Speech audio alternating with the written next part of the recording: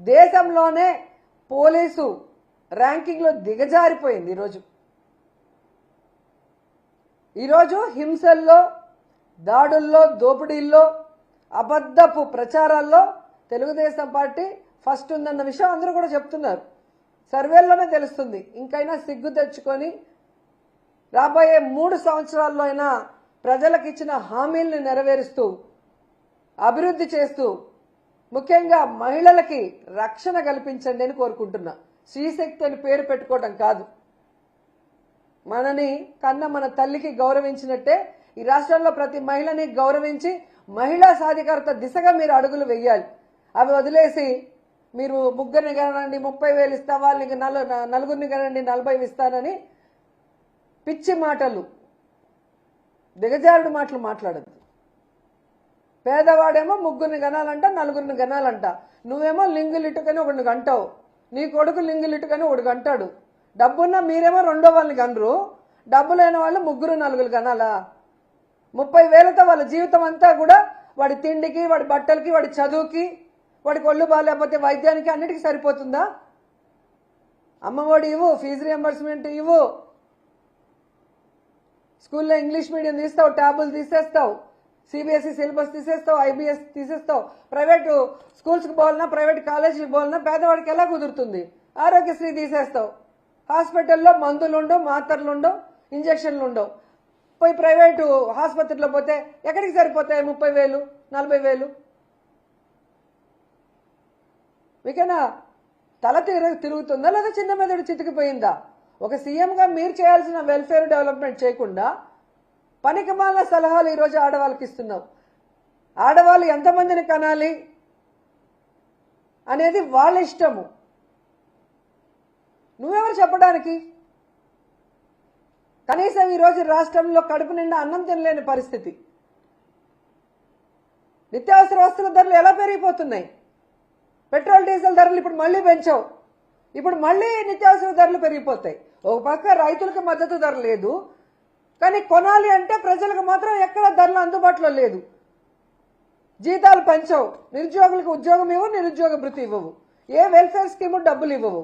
ఏ విధంగా వాళ్ళు బతకాలి? ఒకరుంటేనే కష్టపడుతుంటే ముగ్గురిని కనండి, నలుగురిని కనండి అని చేతకాని మాటలు మాట్లాడుతున్నారు. నువ్వే అంటే నీ కొడుకు ఇంకా చేతకాని మాటలు. రైమింగ్ కోసం ట్రై చేస్తాడు.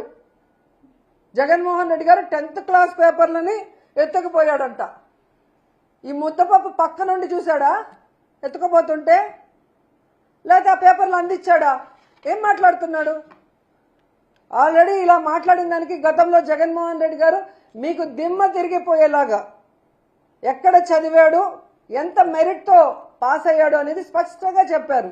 రికార్డెడ్గా అసెంబ్లీలో ఉంది. కావాలంటే మరోసారి చదువుకోమను. స్టాన్ఫర్డ్లో చదివాను అంటాడు కదా, నిజంగా చదువొచ్చుంటే మీ కొడుక్కి చదువుకోమను. అసెంబ్లీ రికార్డులో ఉంది కదా, అసెంబ్లీ మీ చేతిలోనే ఉంది కదా. లోకేష్ గారు రైమింగ్ కోసం మహానాడులో చవకబారు మాటలు మాట్లాడటం కాదు.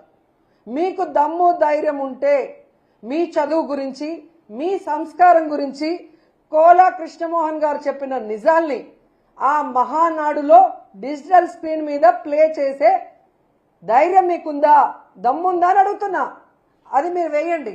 వేస్తే రాష్ట్ర ప్రజలందరికీ తెలుస్తుంది మీ చదువు, మీ సంస్కారం, మీరేంటి అనేది అందరికీ తెలుస్తుంది.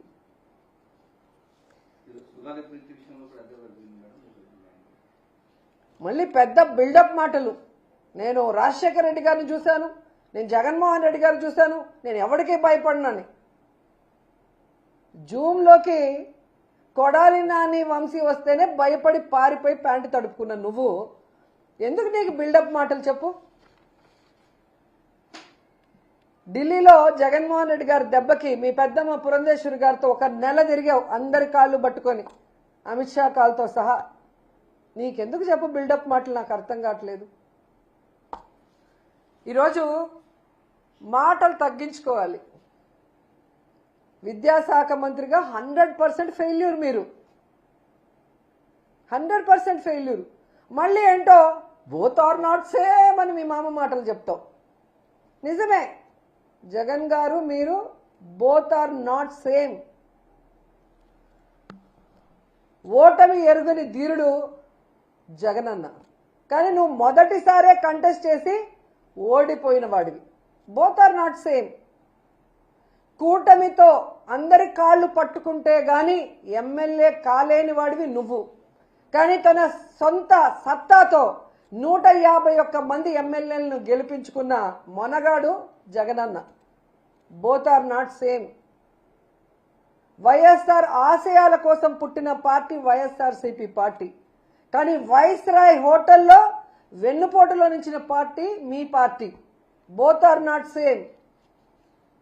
పేద విద్యార్థుల కోసం 43,000 పాఠశాలను నాడు నేడు పనులు స్టార్ట్ చేసిన గొప్ప నాయకుడు జగన్మోహన్ రెడ్డి గారు.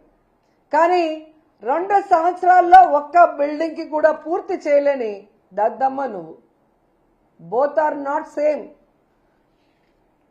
ఈరోజు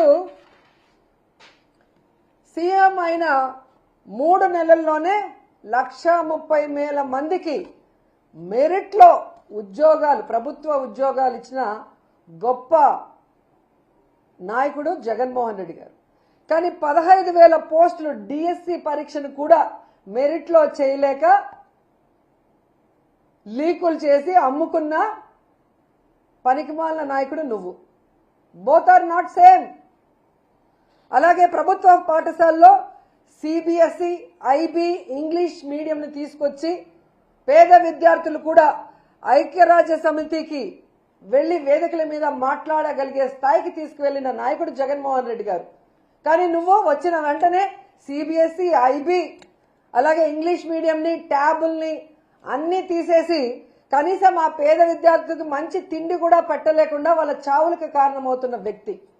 బోత్ ఆర్ నాట్ సేమ్ అన్న విషయము మీరు తెలుసుకోవాలి, ఈ రాష్ట్ర ప్రజలు కూడా తెలుసుకుంటారని కూడా ఈ సందర్భంగా తెలియజేస్తున్నాను. అండ్ ఫైనల్ గా ఈరోజు మహానాడు చివరి రోజు.